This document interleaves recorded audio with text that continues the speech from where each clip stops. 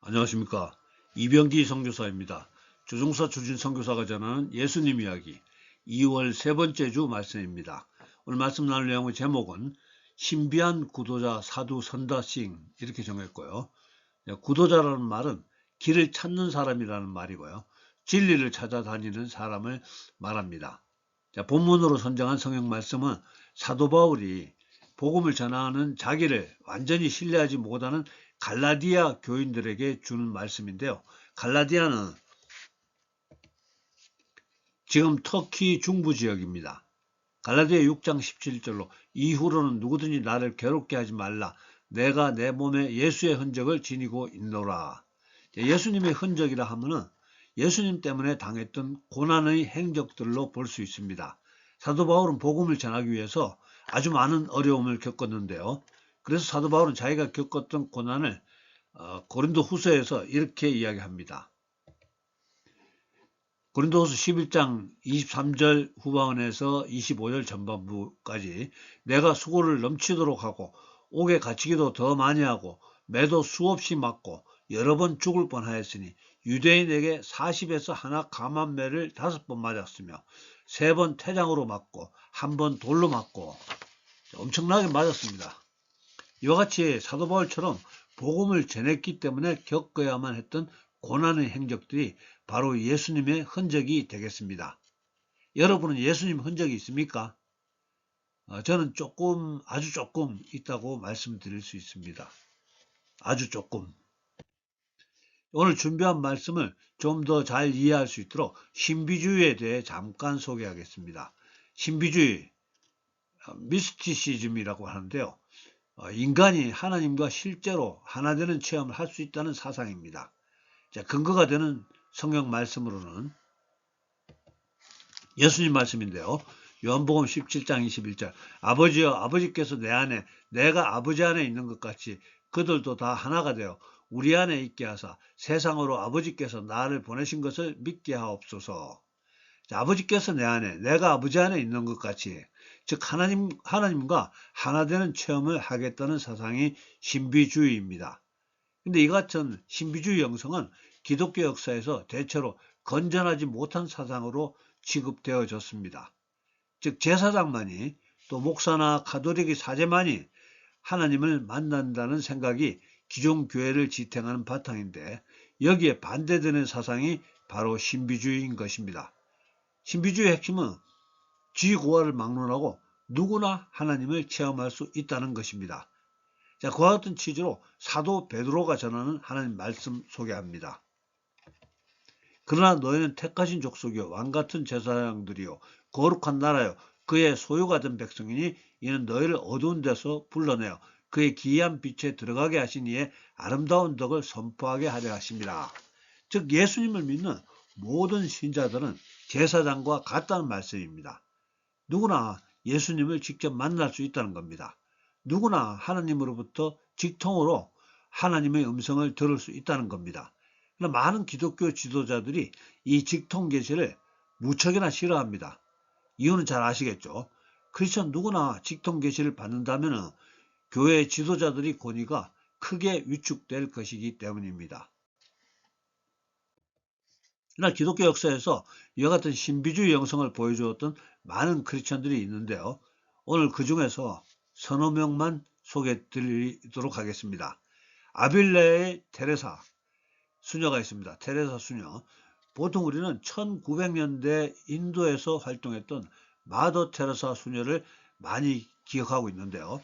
1500년대 아빌라의 테레사 수녀가 더 유명합니다. 스페인의 어느 수도의 수녀로 영적 체험을 체계적으로 정리한 영성신학의 대가로 알려져 있습니다. 그녀는 자기가 쓴 저서 영혼의 성이라는 책에서 인간의 내면을 7개의 방이 있는 성으로 비유하면서 하나님을 찾아가는 여정을 기도를 통해서 가장 깊은 안방에 계신 하나님을 만나러 가는 과정으로 소개하고 있습니다. 근데 하나님을 만나러 가는 첫 번째 방이 바로 회개와 겸손의 방입니다. 그러니까 회개와 겸손의 방을 지나지 않고서는 두 번째 방으로 갈 수 없다는 것을 이해해야 됩니다. 저는 제 주변에서 회개하지도 않고 교만의 냄새를 풍기는 수많은 크리스천들을 만나게 됩니다. 그래서 오늘 말씀을 준비하면서 혹시 저도 그런 부류의 인간이 아닌가 점검하는 시간을 갖게 되었습니다. 저는 그래도 제가 교만하다는 것쯤은 알고 있습니다. 아무튼 회개하지 않고 교만한 그런 분들은 결코 하나님을 경험할 수 없습니다. 어느 누구라도 회개하고 겸손해야만 하나님을 경험할 수 있습니다. 근데 아빌레 테레사는 황홀경이나 환상 같은 하나님을 경험하는 신비로운 체험을 많이 했었지만은 일상생활의 영성도 소홀히 하지 않았답니다. 그녀는 주님은 냄비와 솥 사이, 즉 주방의 일상생활에서도 걸어 다니신다 이렇게 주장하면서 생활 속의 영성을 강조했다고 합니다. 두 번째 사람은 십자가의 성 요한이라는 사람이 있습니다. 조금 전에 소개했던 테레사의 영적 동역자로 가장 깊고 오묘하고 고요한 영적 밤을 노래한 시인이자 신학자입니다. 이분의 핵심 사상으로는 영혼의 어두운 밤이라는 개념을 강조한 것으로 유명합니다. 영혼의 어두운 밤은 하나님이 느껴지지 않고 모든 것이 메마른 것처럼 느껴지는 시기가 사실은 하나님이 우리 영혼을 정화하면서 더 깊은 연합으로 이끄시는 과정이라는 것입니다. 제가 볼 때 이분이 가르쳐주는 영혼의 어두운 밤은 하나님을 향해 순례의 길에 들어선 모든 사람들이 겪어야 하는 필수 과정이라고 볼 수 있습니다. 저도 한때 하나님의 부르심을 확실하게 받고 또 놀라운 체험들을 하고 감격과 환희의 시간들이 있었습니다. 그러다가 이어서 아무것도 느껴지지 않고 모든 것이 메마른 것처럼 느껴지는 고독한 시간이 찾아왔습니다. 그때 그 영혼의 어두운 밤을 먼저 지나갔던 영적 스승들의 가르침을 듣고 그 시간들을 이겨낼 수 있었습니다. 영혼의 어두운 밤을 겪어보지 못한 분들은 한번 겪어볼 수 있기를 축복합니다. 다음으로는 동양의 성자 사두 선다싱을 소개합니다. 오늘 주인공인데요. 이 사람의 인생은 그 자체가 하나의 거대한 신비였습니다. 19세기 말 인도 독실한 힌두교 분파의 하나인 시크교 집안에서 태어난 선다싱은 본래 기독교를 혐오하던 소년이었다고 합니다. 선교사가 준 성경을 찢어 불태울 정도로 복음에 적대적이었습니다. 성경을 불태우던 그 불길이 꺼지기도 전에 그는 인생의 막다른 골목에서 하나님이 만약 있다면 지금 제발 나타나달라, 아니면 오늘 밤 달리는 기차에 몸을 던지겠다, 이런 선언을 했다고 합니다. 그런데 그 다음날 새벽 4시 30분에 방 안을 가득 채운 찬란한 빛 속에서 예수님을 만나게 됩니다. 예수님의 음성인데요. 선다야, 내가 언제까지 나를 박해하겠느냐. 이 단 한 번의 신비로운 만남이 성경을 불태우던 소년을 복음의 소년으로 바꿔 놓았습니다. 참고로 사두라는 구도자에 대한 간단한 소개하겠습니다. 사도 발음이 비슷해서 혼돈하기 쉽지만 언어적 기원과 의미는 아주 다른 용어입니다. 사두는 인도 힌두교에서 수행하는 사람을 말하고요. 무소유, 구걸, 명상으로 특징 짓습니다. 그래서 선다싱 앞에 붙는 사두는 그가 인도의 전통적인 고행자 스타일로 기독교를 믿고 전파했기 때문에 붙여진 인도식 호칭입니다. 성경의 사도와는 발음만 비슷할 뿐 직접적인 연관은 전혀 없지만 그가 했던 역할은 보면은 복음 전파를 보면은 현대의 사도적인 삶을 살았다고 평가받기도 합니다. 선다싱은 예수님을 믿기로 한 이후에 가문에서 쫓겨나고 독살 위협까지 당했습니다. 하지만 그는 서양의 양복을 입는 대신에 인도의 전통 수행자가 입는 주황색 옷, 사두 옷이라고 하는데요. 주황색 옷을 입고 맨발로 길을 나섰습니다. 스스로 사두가 되어서 인도의 마을과 히말라야의 험산 줄령을 넘었습니다. 대략적인 선교 사역을 소개하면요. 히말라야를 넘어서 티베트 선교를 했습니다. 당시 티베트는 외지인, 특히 기독교 선지자의 출입이 엄격히 금지된 금단의 땅이었다고 합니다. 선다싱은 해마다 눈이 녹으면 히말라야 산맥을 넘어서 티베트로 들어갔는데요. 아무런 장비도 없이 성경 한 권만 들고 길을 떠났고요. 수많은 고문과 투옥을 당하면서도 그곳 사람들에게 영어식 영성으로, 인도식 영성으로 복음을 전파했다고 합니다.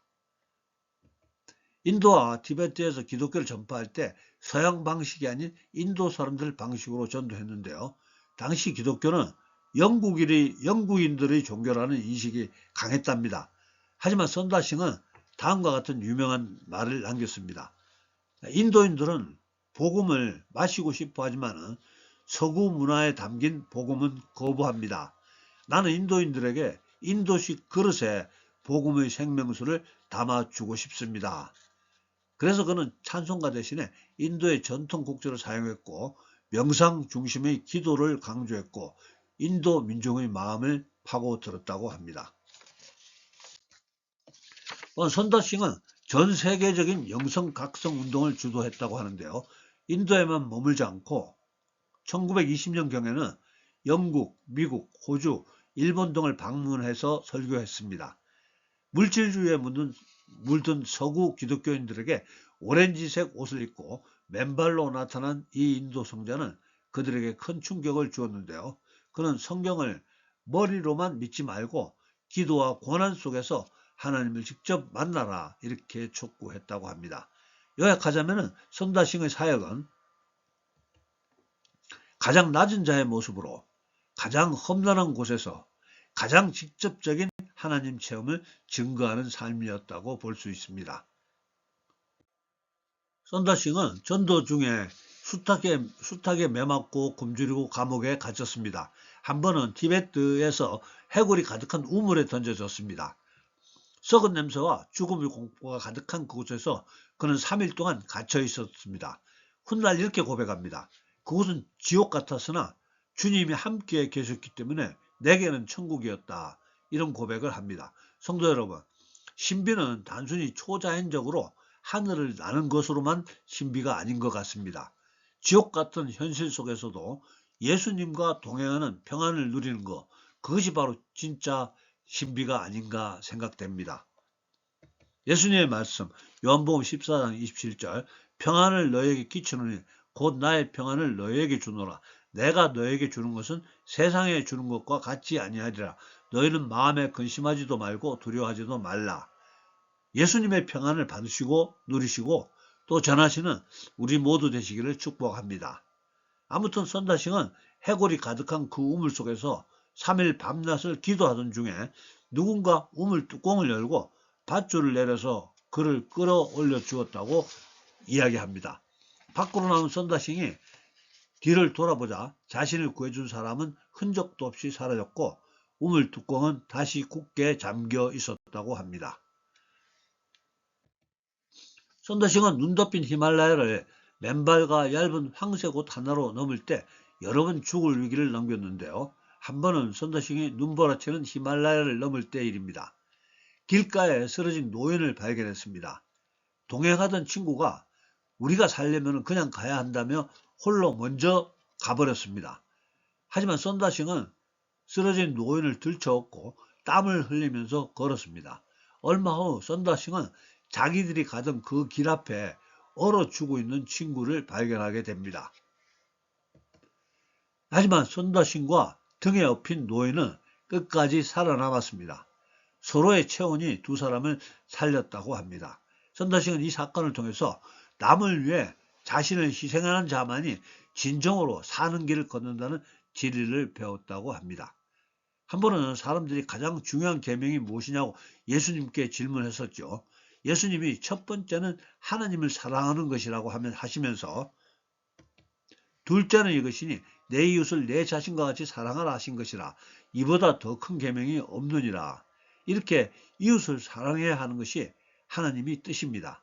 또한 누구든지 제 목숨을 구원하고자 하면 잃을 것이요 누구든지 나를 위하여 제 목숨을 잃으면 찾으리라. 선다싱의 삶에서 빼놓을 수 없는 것은 그의 깊은 기도 생활이었습니다. 그는 종종 기도의 황홀경 속에서 영적 세계를 보았고 히말라야의 은둔 성자를 만나는 등 놀라운 체험을 하게 됩니다. 영안이 열리는 체험, 그는 우리가 눈으로 보는 이 세상이 전부가 아님을 전했습니다. 기도를 통해서 천국의 모습과 주님의 영광을 미리 맛보았다고 합니다. 그가 쓴 영적 세계의 비전이라는 책에서 우리가 상상할 수 없는 많은 아름다운 영적 세계의 비밀들을 기록하고 있습니다. 그러나 썬다싱은 신비한 체험 자체를 자랑하지는 않았는데요. 그는 또 기도는 하나님께 무엇을 얻어내는 수단이 아니라 물고기가 물속에서 숨쉬듯 영원히 하나님 안에서 숨쉬는 것이라고 말했습니다. 숨을 쉬지 않으면 생명이 없는 것과 마찬가지로 크리스천이 기도하지 않으면 크리스천의 생명이 없다는 겁니다. 죽은 크리스천은 기도하지 않는다는 뜻이고요. 항상 기뻐하라, 쉬지 말고 기도하라, 범사에 감사하라. 이것이 그리스도 예수 안에서 너희를 향하신 하나님의 뜻이니라. 쉬지 말고 기도하라는 말씀입니다. 사도 썬다싱의 일화 중에 가장 신비롭고도 논란이 많이 되었던 이야기가 바로 히말라야의 신령한 은둔자와의 만남인데요. 썬다싱은 히말라야의 어떤 산의 한 동굴에서 수백 년 동안 생존하면서 기도하고 있다는 한 노인을 만났다고 기록했습니다. 주요 내용은 이런 겁니다. 썬다싱이 티베트 전도 여행 중에 길을 잃고 헤매다가 카일라스 산의 한 동굴 입구에 다다랐습니다. 그곳에서 그는 몸 전체가 긴 털로 덮여있고 손톱과 발톱이 아주 긴 노인을 발견했습니다. 처음에 그는 그 노인이 야생동물인 줄 알고 깜짝 놀랐는데요. 노인의 입에서 인사의 말이 나오자 그가 깊은 명상에 잠긴 구도자임을 알게 되었습니다. 노인의 주장에 따르면 그는 300년이 넘는 세월 동안 그 동굴에서 오직 기도와 묵상으로 살아가고 있었다고 합니다. 원래 이집트 출신의 크리스천이었다고 하고요. 젊은 시절 성지순례하다가 히말라야로 인도함을 받고 그곳에 정착하게 되었다고 합니다. 그는 음식이나 물 없이도 성령님의 도우심으로 신비로운 은총으로 수백 년간을 생명을 유지해 오고 있고 오직 전 세계의 교회와 성도들을 위해서 중보 기도를 드리고 있었다고 합니다. 그는 또 썬다싱에게 영적인 세계에 대한 지식과 지혜와 경험을 말해 주었다고 하는데요. 그 중에서 우리가 참고하면 유익이 될 만한 몇 가지를 소개해 드리겠습니다. 오늘날과 같이 이처럼 악한 세상이 멸망하지 않고 유지되는 이유는 자기처럼 이름 없는 그 산속이나 외딴 곳에서 이름 없이 기도하는 중보자들이 있기 때문이라는 점을 강조했다고 합니다. 만약 중보자들이 기도가 없었다면 이 세상은 진작에 멸망했을 것이라는 것인데요. 에스겔 22장 30절에서 31절 이 땅을 위하여 성을 쌓으며 성 무너진 데를 막아서서 나로 하여금 멸하지 못하게 할 사람을 내가 그 가운데서 찾다가 찾지 못하였으므로 내가 내 분노를 그들 위에 쏟으며 내 진노의 불로 멸하여 그들 행위대로 그들 머리에 보응하였느니라. 주 여호와의 말씀이니라. 또 그 은둔자는 썬다싱에게 장차 영적 세계에 몰아칠 거대한 변화와 다가올 시대의 징조들을 예언적으로 들려주었다고 합니다. 그래서 썬다싱은 자신의 사역이 단순히 복음을 전하는 행위를 넘어서 하늘과 땅을 잇는 영적 파수꾼의 사명이 있음을 깊이 깨닫게 되었다고 하는데요. 이사야 62장 6절 7절 예루살렘이여 내가 너의 성벽 위에 파수꾼을 세우고 그들로 하여금 주야로 계속 잠잠하지 않게 하였느니라. 너희 여호와로 기억나시게 하는 자들아 너희는 쉬지 말며 또 여호와께서 예루살렘을 세워 세상에서 찬송을 받게 하시기까지 그로 쉬지 못하시게 하라. 아멘. 신비한 은둔자가 가르쳐주는 또 하나의 신비한 이야기로는 수호천사가 실제로 존재한다고 합니다. 즉 예수님의 신실한 종들은 하나님께서 지정하신 수호천사의 도움을 받고 있다고 하는데요. 이 천사는 항상 하나님의 종들에게 하나님의 백성들의 곁에 있으면서 연약하고 절망적인 순간에 구원자가 되고 힘이 되어준다고 합니다. 영안이 열린 어느 정도 떼어진 극소수의 사람만이 천사와 귀신을 볼 수 있게 연결을 어렴풋이나마 짐작할 수 있다고 하는데요. 저는 그런 분들을 여러 번 만난 적이 있습니다. 시편 91편 9절에서 11절. 내가 말하기를 여호와는 나의 피난처시라 하고 지순자를 너의 거처로 삼았으므로 화가 내게 미치지 못하며 재앙이 내 장막에 가까이 오지 못하리니 그가 너를 위하여 그의 천사들을 명령하사 내 모든 길에서 너를 지키게 하심이라. 아멘.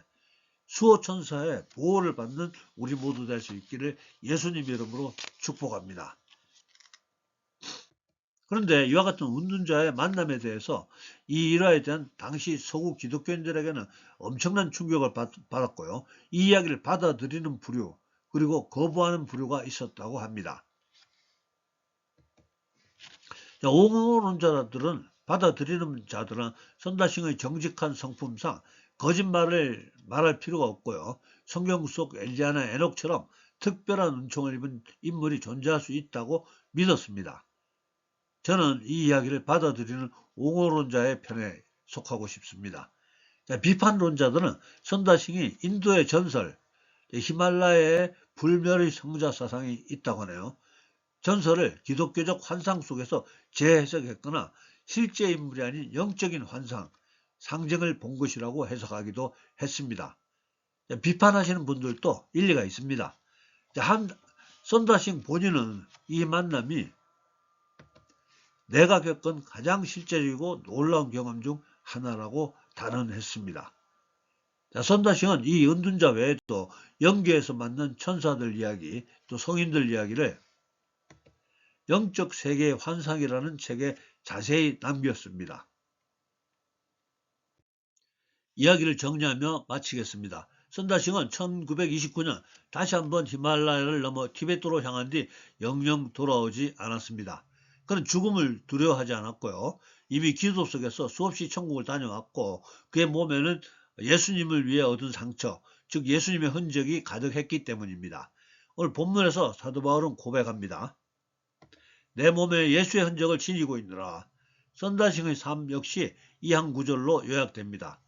사랑하는 성도 여러분, 선다싱이 보여준 신비는 그냥 단순한 신비로운 이야기로 끝나는 것이 아닙니다. 그것은 예수 그리스도께 완전히 헌신한 삶이 어떤 것인가를 보여주는 아주 모범적인 사례입니다. 그는 세상 문화를 고집하지 않고 오직 복음의 본질에 집중했습니다. 고난 속에서도 예수님 한 분만으로 만족하는 자족의 신비를 우리에게 가르쳐 줍니다.